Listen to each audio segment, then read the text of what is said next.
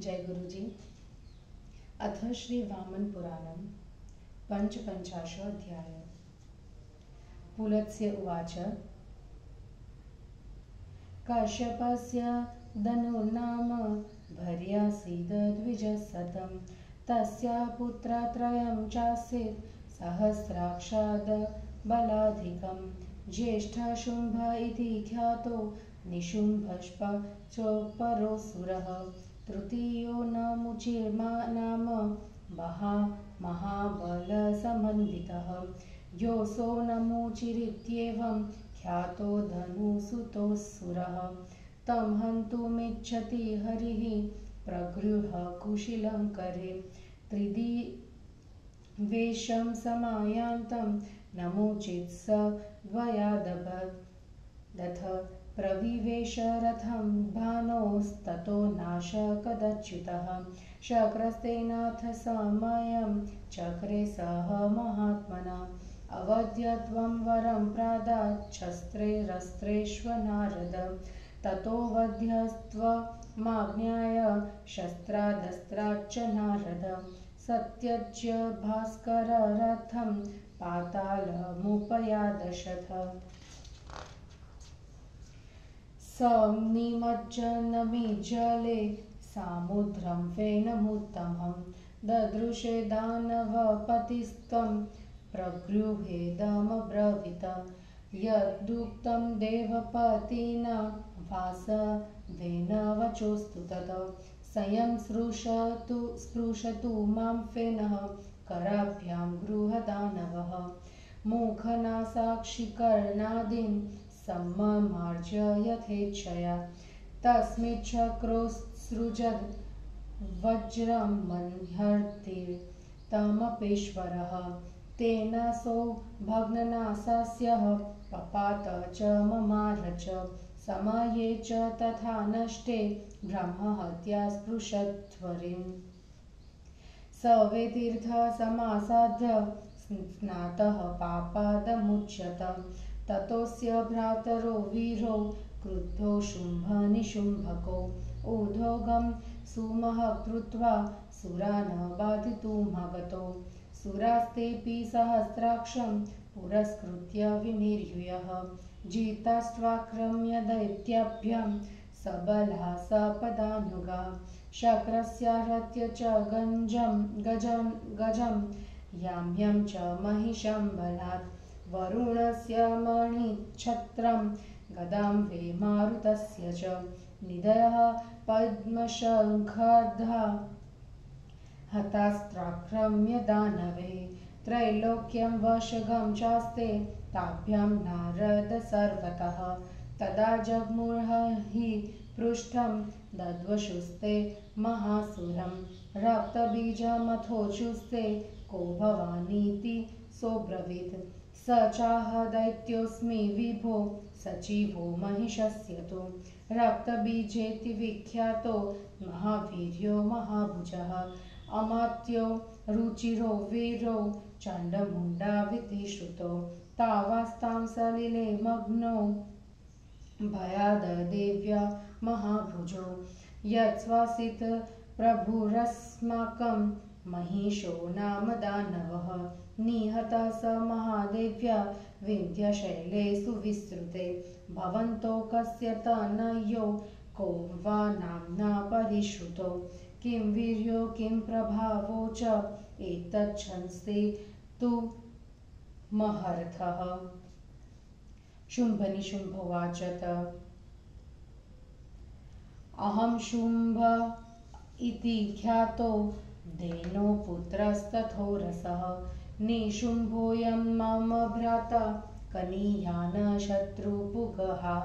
अनेन बहुशो देवा सेन्द्ररुद्रदिवाकरा। समेत्य निर्जिता वीरा येन्ये च बलवत्तरा। तदुच्यतां कया दैत्यो निहतो महिषासुरः। यावतां धातयिष्यावः स्वसैन्यपरिवारितो। इत्थं तयोस्तु वदतोर्णं मर्दायास्तटे मुने। जलवासादविनिष्क्रान्तो चण्डमुण्डो च दानवो ततोऽभ्येत्यासुरश्रेष्ठो रक्तबीजं समाश्रितो ऊचतुर्वचनं लक्ष्मणं कोऽयं तव पुरःसरः स चोभो प्राह दैत्योऽसौ शुम्भो नाम सुरार्दनः कनीयानस्य च भ्राता द्वितीयो हि निशुम्भकः एतावाश्रित्य तां दृष्ट्वा महेशन्निं न संशयः अहं विवाहयिष्यामि रत्नभूतां जगत्रत्ये।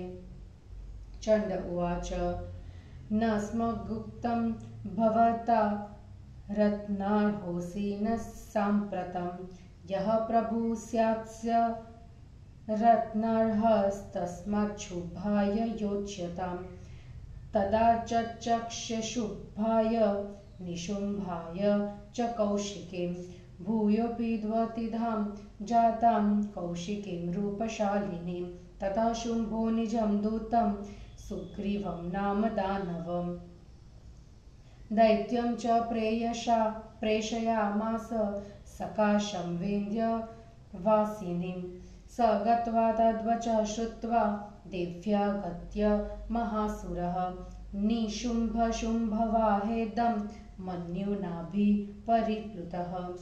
सुग्रीव उवाच युवयोर्वचनाद् देवीं प्रदेष्टुं दैत्यनायको गतवानः मध्येव तामहं वाक्यमब्रुवम् यथा शुम्भोऽतिविख्यातः ककुग्नि दानवेष्वपि स त्वां प्राह महाभागे प्रभुरस्मि जगत्त्रयते ये यानि स्वर्गे महीपृष्ठे पाताले चापि सुन्दरी रत्नानि सन्ति तावन्ति मम विस्मनि नित्यशः त्वमुक्त्वा चण्डमुण्डाभ्यां रत्नभूता कृशोदरी तस्माद् भजस्व मां वा त्वं निशुम्भं वा ममानुजम्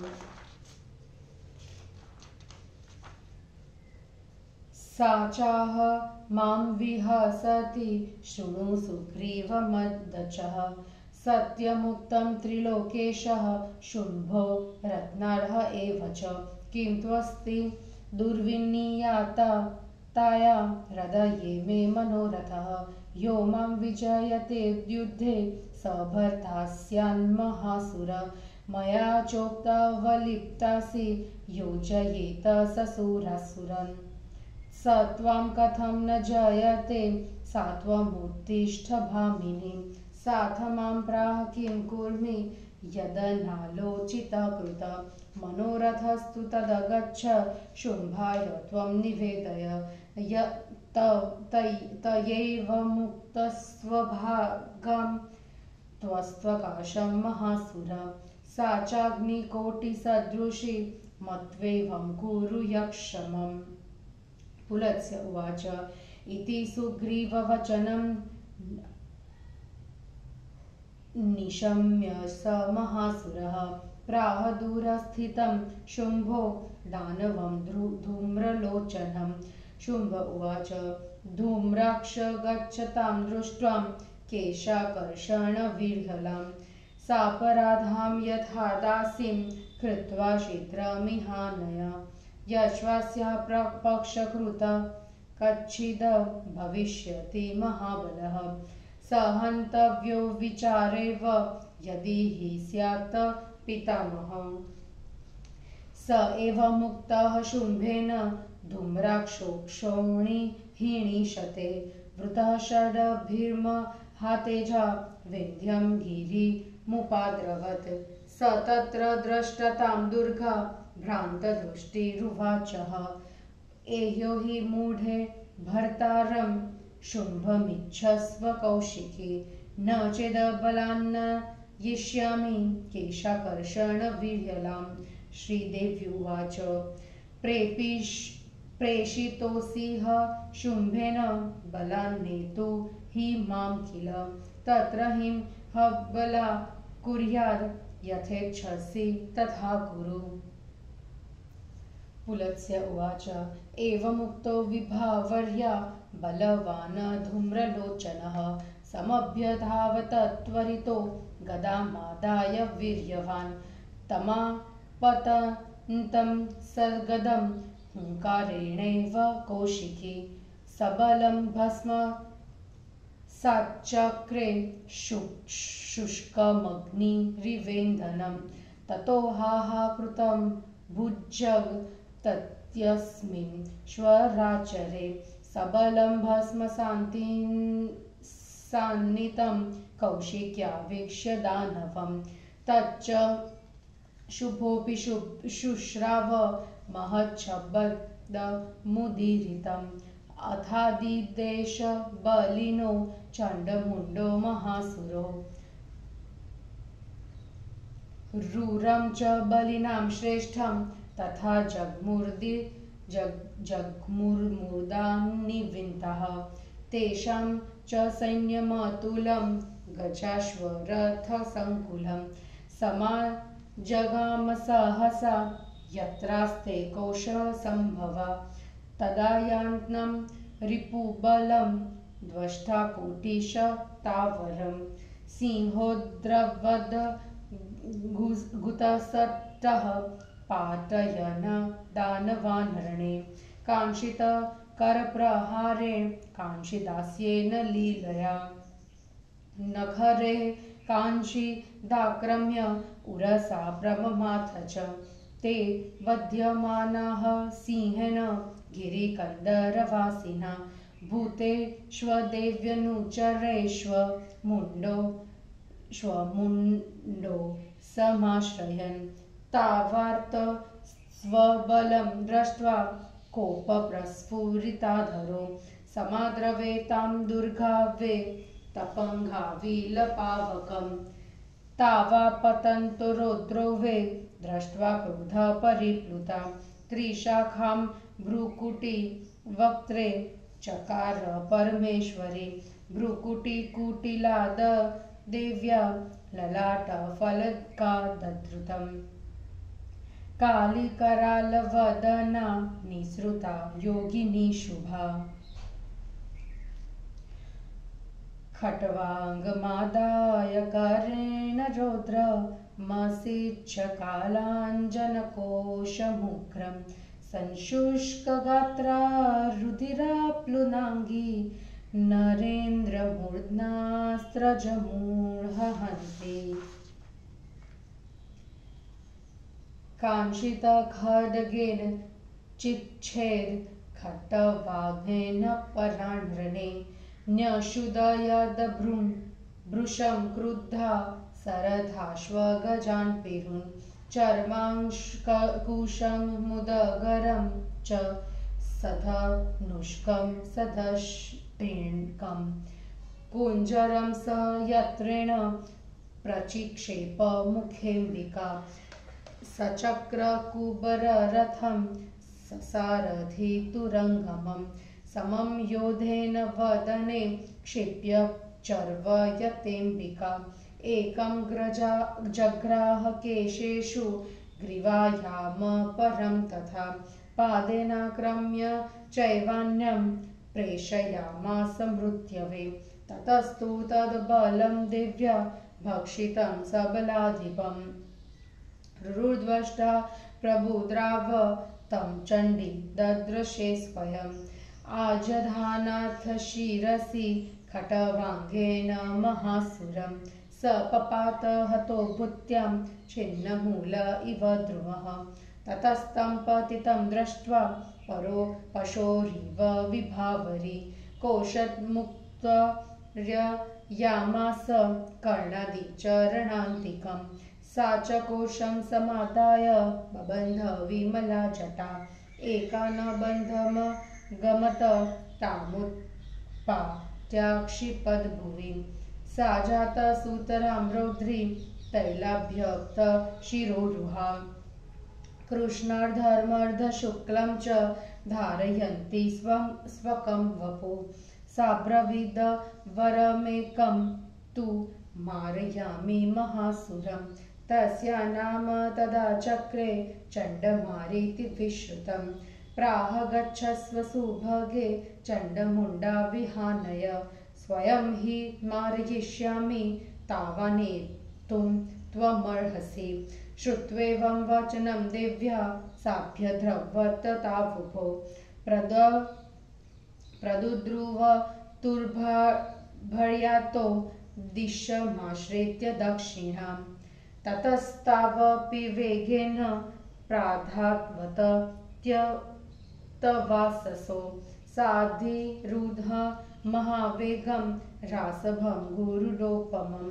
यतो गतो च दैत्यो तत्रैवानुयनो शिवः सा ददर्श तदा पौण्ड्रं महिषं वे यमस्य च।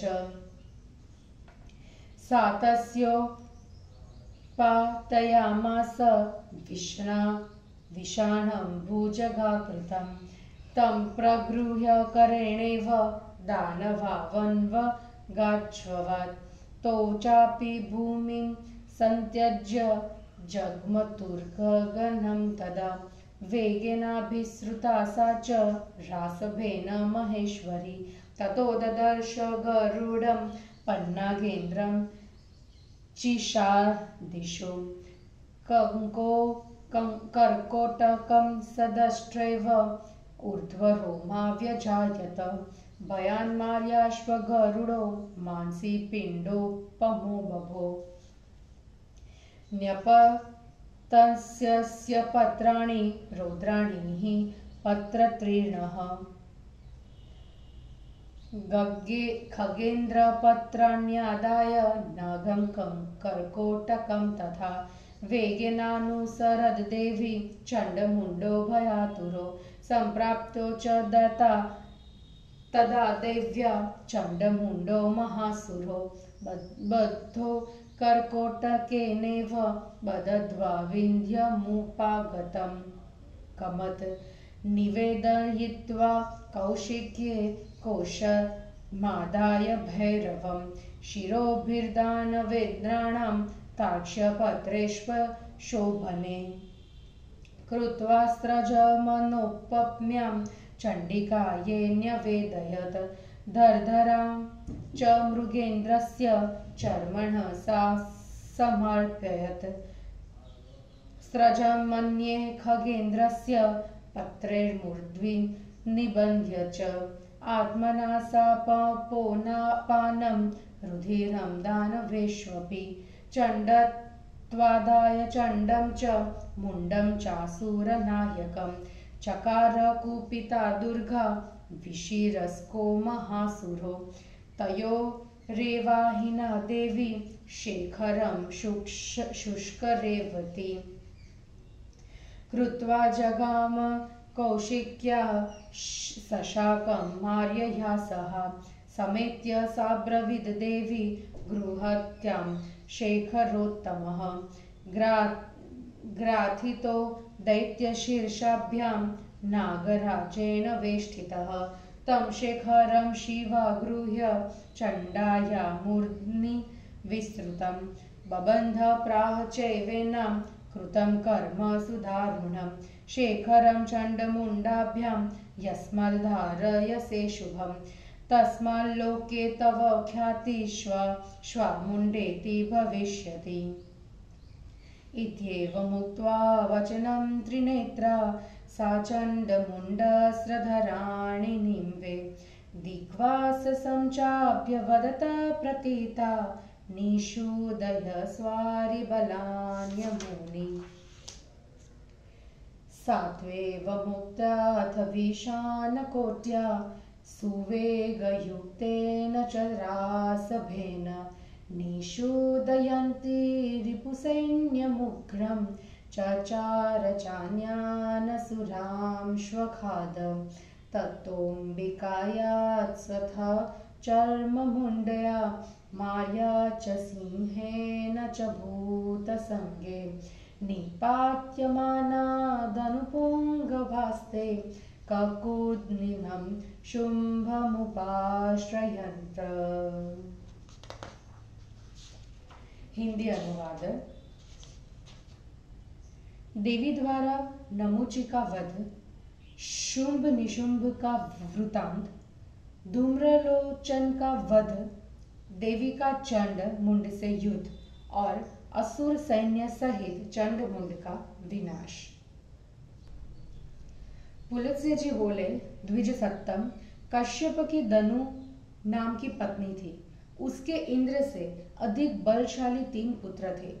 उनमें बड़े का नाम था शुंभ, मझले का नाम निशुंभ और महाबलशाली तृतीय पुत्र का नाम नमुची था। इंद्र ने हाथ में वज्र धारण कर नमुची नाम से विख्यात उस दनुपुत्र असुर को मारना चाहा। तब नमुची इंद्र को आते देखकर उनके भय से सूर्य के रथ में प्रवेश कर लिया। इससे इंद्र उसे मार न सके।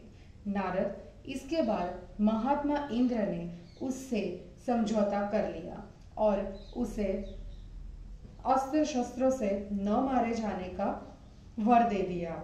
नारद जी उसके बाद तो वह अपने को अस्त्र शस्त्रों से न मारे जाने वाला जानकर सूर्य के रथ को त्याग कर पाताल लोक में चला गया।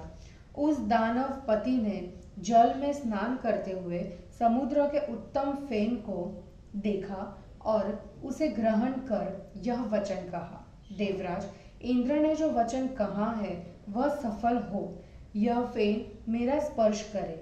ऐसा कहकर वह दानव दोनों हाथों से फेन उठाकर अपनी इच्छा के अनुसार उससे अपने मुख, नाक और कर्ण आदि का मार्जन करने लगा। उस फेन में छिपे हुए इंद्रदेव ने वज्र की सृष्टि की। उससे उसकी नाक और मुख भग्न हो गए और वह गिर पड़ा तथा मर गया। प्रतिज्ञा के भंग हो जाने से इंद्र को ब्रह्म हत्या का पाप लगा। फिर वे तीर्थों में जाकर स्नान करने से पाप मुक्त हुए। उसके बाद शुंभ और निशुंभ नाम के उसके 2 वीर भाई अत्यंत कुपित हुए। वे दोनों बहुत बड़ी तैयारी कर देवताओं को मारने के लिए चढ़ आए। फिर तो वे सभी देवता भी इंद्र को आगे कर निकल पड़े। उन दोनों दैत्यों ने धावा बोलकर सेना और अनुचरों के साथ देवताओं को पराजित कर दिया। दानवों ने आक्रमण कर इंद्र के हाथी, यम के महिष, वरुण के मणिमय छत्र, वायु की गदा तथा पद्म और शंख आदि निधियों को भी छीन लिया। नारद जी उन दोनों ने तीनों लोकों को अपने अधीन कर लिया।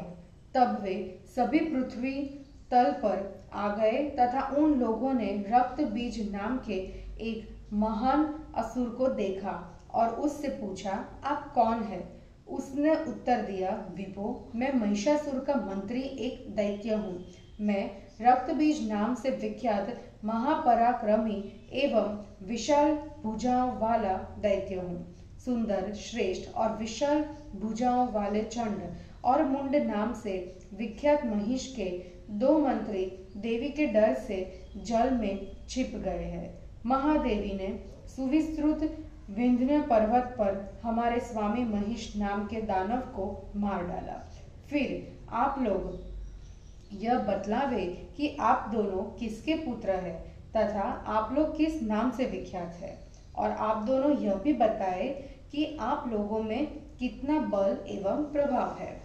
शुंभ और निशुंभ ने कहा, पहले शुंभ ने बोला, मैं दनु का औरस पुत्र हूँ और शुंभ नाम से प्रसिद्ध हूँ। यह मेरा छोटा भाई है, इसका नाम निशुंभ है। यह शत्रु समूह का विनाश करने वाला वीर है।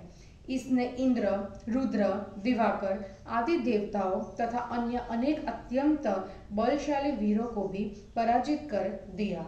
अब तुम बतलाओ कि किस देवी ने दैत्य महिषासुर को मार दिया है। हम दोनों अपनी सेनाओं को साथ लेकर उस देवी का विनाश करेंगे। मुने, नर्मदा के किनारे इस प्रकार दोनों के बाद करते समय चंड और मुंड नाम के दोनों दानव जल से बाहर निकल आए। उसके बाद असुर श्रेष्ठ उन दोनों ने रक्त बीज के निकट जाकर मधुर शब्दों में पूछा, तुम्हारे सामने यह कौन खड़ा है? उसने उन दोनों से कहा, यह देवताओं को कष्ट देने वाला शुंभ नाम का दैत्य है एवं यह उसका दूसरा छोटा भाई निशुंभ है। मैं निश्चय ही इन दोनों की सहायता से उस तीनों लोकों में रत्न स्वरूपा दुष्टा से विवाह करूंगा जिसने महिषासुर का विनाश किया है। चंड ने कहा, आपका कहना उचित नहीं है। आप अभी उस रत्न के योग्य नहीं है। राजा ही रत्न के योग्य होता है। अतः शुंभ के लिए ही यह संयोग बैठाएगा। उसके बाद उन्होंने शुंभ और निशुंभ से उस प्रकार संपन्न स्वरूप वाली कौशिकी का वर्णन किया। तब शुंभ ने अपने दूत सुग्रीव नाम के दानव को विंध्यवासिनी के समीप भेजा। वह महान असुर सुग्रीव वहां गया एवं देवी की बात सुनकर क्रोध से तिलमिला उठा। फिर उसने आकर निशुंभ और शुंभ से कहा, सुग्रीव ने कहा, दैत्य नायकों, आप लोगों के कथन के अनुसार देवी से संवाद कहने के लिए मैं गया था। मैंने आज ही जाकर उससे कहा कि भाग्यशालिनी, सुप्रसिद्ध दानव श्रेष्ठ शुंभ ने तुमसे कहा है कि मैं तीनों लोकों का समर्थ स्वामी हूँ। सुंदरी, स्वर्ग, पृथ्वी एवं पाताल के सारे रत्न मेरे घर में सदा भरे रहते हैं। कृशोदरी, चंड और मुंड ने तुम्हें रत्न स्वरूपा बतलाया है। अतः तुम मेरा या मेरे छोटे भाई निशुंभ का वरण करो। उसके बाद हंसते हुए उसने मुझसे कहा कि सुग्रीव, मेरी बात सुनो। तुमने यह ठीक कहा है कि तीनों लोकों का स्वामी शुंभ रत्न के अई है, परंतु महासुर, मुझ अविनीता के हृदय की यह अभिलाषा है कि युद्ध में मुझे पराजित करने वाला ही मेरा पति हो। उत्तर में मैंने कहा कि तुम्हें घमंड हो गया है। भला जिस असुर ने सारे देवताओं और राक्षसों को पराजित कर अपने अधीन कर लिया है, वह तुम्हें क्यों नहीं पराजित कर देगा? इसलिए आए क्रोध वाली तुम उठो, बात मान लो। उसके बाद उसने मुझसे कहा, मैं क्या करूं? बिना विचार किए ही मैंने इस प्रकार का पण कर लिया। अतः तुम जाकर शुंभ से मेरी बात कहो। फलतः महासुर, उसके इस प्रकार कहने पर मैं आपके निकट आ गया हूँ।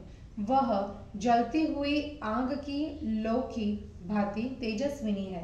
यह जानकर आप जैसा उचित हो वैसा कार्य करें। पुलत्स्य जी बोले, सुग्रीव की इस बात को सुनकर उस महान असुर शुंभ ने कुछ दूर पर खड़े धूम्रलोचन दानव से कहा। शुंभ ने कहा, धूम्राक्ष, तुम जाओ, उस दुष्टा को अपराधिनी दासी की तरह केश खींचने से व्याकुल बनाकर यह शीघ्र ले आओ। यदि कोई पराक्रमी उसका पक्ष ले तो तुम बिना विचारे उसे मार डालना, चाहे ब्रह्मा ही क्यों ना हो। शुंभ के इस प्रकार कहने पर उस महान तेजस्वी धूम्राक्ष ने 600 अक्षौहिणी सेना के साथ विंध्य पर्वत पर चढ़ाई कर दी, किंतु वहां उन दुर्गा को देखकर दृष्टि चौदिया जाने से उसने कहा, मुझे आओ आओ कौशिकी, तुम शुंभ को अपना पति बनाने की इच्छा करो, अन्यथा मैं बलपूर्वक तुम्हारे केश पकड़कर तुम्हें घसीटता हुआ व्याकुल रूप में यहाँ से ले जाऊंगा। श्री देवी ने कहा, शुंभ ने तुमको मुझे बलपूर्वक ले जाने के लिए निश्चय ही भेजा है, तो इस विषय में एक अबला क्या करेगी? तुम जैसा चाहो वैसा करो। पुलत्स्य जी बोले, विभावरी देवी के इस प्रकार कहने पर बलवान एवं पराक्रमी धूम्रलोचन गदा लेकर झट दौड़ पड़ा। कौशिकी ने गदा लेकर आ रहे उस असुर को साथ ही उसकी सेना को भी हुंकार से ही ऐसे भस्म कर दिया जैसे आग सूखी लड़कियों को जला देती है, सूखी लकड़ियों को जला देती है। कौशिकी द्वारा सेना के साथ बलवान दानव को भस्म किए जाते देखकर सारे संसार में हाहाकार मच गया। शुंभ ने भी हाहाकार व महान शब्द सुना। उसके बाद उसने चंड एवं मुंड नाम के दोनों महान एवं बलवान असुरों तथा बलवानों में श्रेष्ठ रुरु को आदेश दिया और वे प्रसन्नता पूर्वक युद्ध के लिए चल पड़े। हाथियों और रथों से भरी उनकी बड़ी सेना शीघ्र ही वहां पहुंच गई जहां कौशिकी खड़ी थी। उस समय शत्रु की सैकड़ों सेनाओं को आते देखकर सिंह युद्ध में अपनी गर्दन के बालों को फटकारने लगा तथा खेल खेल में बिना किसी परिश्रम के ही दानवों को पछाड़ पछाड़ कर मारने लगा। उसने कुछ को पंजों के थपेड़ों से, कुछ को मुख से, कुछ को तेज नखों से एवं कुछ को अपनी छाती के धक्के देकर भयत्रस्त कर दिया। फिर तो पर्वत की गुफा में रहने वाले सिंह से एवं देवी के अनुगत भूतों से मारे जा रहे वे सभी दानव भागकर चंड मुंड की शरण में चले गए। चंड और मुंड अपनी सेना को घबराई एवं दुखी हुई देखकर कुपित हो गए और अपने ओठ फड़फड़ाने लगे। अग्नि की ओर उड़कर जाने वाले पतंगों के समान वे दोनों दैत्य देवी की ओर दौड़े। उन दोनों भयंकर दानवों को सामने आते हुए देखकर देवी अत्यंत क्रुद्ध हो गई। परमेश्वरी ने मुख के ऊपर 3 रेखाओं वाली भ्रुकुटी चढ़ाई। देवी के टेढ़ी भौहों से युक्त भाल स्थल से शीघ्र ही विकराल मुख वाली मंगलदायिनी योगिनी काली निकल आई। उनके हाथ में भयंकर खट्वांग हथियार तथा काले अंजन के समान तरकस से युक्त भयंकर तलवार थी। उनका शरीर कंकाल और खून से सुना हुआ था तथा उनके गले में राजाओं के कटे हुए सिरों की बनी हुई मुंडमाला थी। उन्होंने बहुत अधिक क्रुद्ध होकर युद्ध में कुछ को तलवार के घाट उतार दिया और हाथी, रथ एवं घोड़ों से युक्त कुछ अन्य असुर शत्रुओं को खट्वांग से मार डाला। अंबिका देवी चर्म, अंडकुश, मुदगर, धनुष, घंटियों और यंत्र के साथ हाथियों को अपने मुख में झोंकने लगी और चक्र तथा सारथी घोड़े और योद्धों के साथ कुबर से युक्त रथ को अपने मुख में डालकर वे चबाने लगे। फिर उन्होंने किसी को सिर के केश पकड़कर, किसी को गला पकड़कर और अन्य किसी को पैरों से रौंद कर मृत्यु के समीप पहुंचा दिया। उसके बाद सेनापति के साथ उस सैनों को देवी द्वारा भक्षण किया जाता हुआ देखकर रुरु दौड़ पड़ा। चंडी ने स्वयं उसे देखा और खट्वांग से उस महान असुर के सिर पर आघात कर दिया। वह मरकर जड़ से कटे हुए वृक्ष के समान पृथ्वी पर गिर पड़ा। देवी ने उसे जमीन पर गिरा हुआ देखकर पशु के समान उसके कान से पैरतक का कोश काट दिया, उसकी चमड़ी उधेड़ ली। उस कोश को लेकर उन्होंने अपने निर्मल जटाओं को बांध लिया। उनमें एक जटा नहीं बांधी गई। उसे उखाड़कर उन्होंने जमीन पर फेंक दिया। वह जटा एक भयावनी देवी हो गई। उसके सिर के बाल तेल से रिक्त थे एवं वह आधा काला तथा आधा सफेद वर्ण का शरीर धारण किए हुए थी। उसने कहा, मैं एक श्रेष्ठ महान असुर को मारूंगी। तब देवी ने उसका चंडमारी यह प्रसिद्ध नाम रख दिया। देवी ने कहा, सुभगे, तुम जाओ और चंडमुंड को यहाँ पकड़ लाओ। उन्हें पकड़ लाने में तुम समर्थ हो। मैं स्वयं उन्हें मारूंगी। इस प्रकार देवी के उस कथन को सुनकर वह उन दोनों की ओर दौड़ पड़ी। वे दोनों भय से दुखी होकर दक्षिण दिशा की ओर भाग गए। तब चंडमारी गरुड़ के समान वेगवान गधे पर सवार होकर वेग से भगने के कारण वस्त्रहीन हुए उन दोनों के पीछे दौड़ पड़ी। फिर तो जहां जहां चंड और मुंड दोनों दैत्य गए, वहां वहां उनके पीछे शिवा भी पहुंचती गई। उस समय उन्होंने यमराज के पौंड्र नामक महिष को देखा।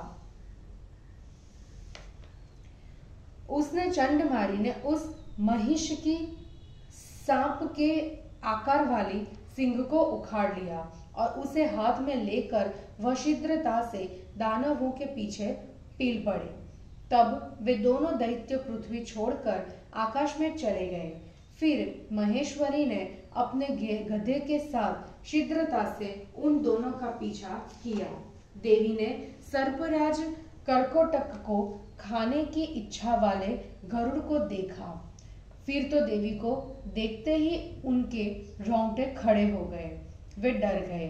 चंडमारी के भय से गरुड़ मांसपिंड के समान लोथड़े से हो गए। उन पक्षीराज के भयंकर पांख भय के कारण गिर पड़े। पक्षीराज के गिरे हुए पांखों तथा कर्कोटक सर्प को लेकर चंडमारी भय से आर्तचंड और मुंड के पीछे दौड़ी।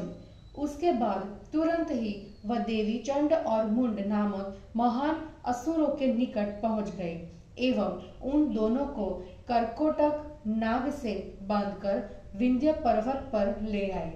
उस चंडमारी ने देवी के पास उन दानवों को निवेदित करने के बाद भयंकर कोष लेकर दानवों के मस्तकों तथा गरुड़ के सुंदर पांखों से बनी अनुपम माला निर्मित कर देवी को दे दी एवं सिंह चर्म का घाघरा भी देवी को समर्पित किया। उन्होंने स्वयं गरुड़ के अन्य पांखों से दूसरी माला बनाकर उसे अपने सिर में बांध लिया और दानवों का खून पीने लगी। उसके बाद प्रचंड दुर्गा ने चंड और असुर नायक मुंड को पकड़ लिया एवं कुपित होकर उन दोनों महासुरों का सिर काट डाला। शुष्क रेवती देवी ने सर्प द्वारा उनके सिर का अलंकार बनाया और वह चंडमारी के साथ कौशिकी के पास गई। वहां जाकर उसने कहा, देवी, दैत्यों के सिर से गूंथे एवं नागराज से लपेटकर सिर पर पहने जाने वाले इस श्रेष्ठ अलंकार को धारण करें। शिवा देवी ने उस विस्तृत सिर के आभूषण को लेकर उसे चामुंडा के मस्तक पर बांध दिया और उनसे कहा, आपने अत्यंत भयंकर कार्य किया है। यतः आपने चंड और मुंड के सिरों का शुभ आभूषण धारण किया है, अतः आप लोक में चामुंडा नाम से प्रख्यात होगी। चंड और मुंड की माला धारण करने वाली उन देवी से त्रिनेत्रा ने इस प्रकार कहकर दिगंबरा से कहा, तुम अपने इन शत्रु सैनिकों का विनाश करो। ऐसा कहने पर बहुत तेज गति वाले गधे के साथ वह देवी सिंह की नोक से उग्र शत्रु सेना के दलों का संहार करती हुई विचरण करने लगी और इस प्रकार असुरों को चबाने लगी। उसके बाद अंबिका की अनुगामिनियों चर्ममुंडा, मारी, सिंह एवं भूतगणों द्वारा मारे जा रहे वे महादानव अपने नायक शंभु की शरण में गए। और इस प्रकार श्री वामन पुराण में 55वां अध्याय समाप्त हुआ। जय गुरु जी।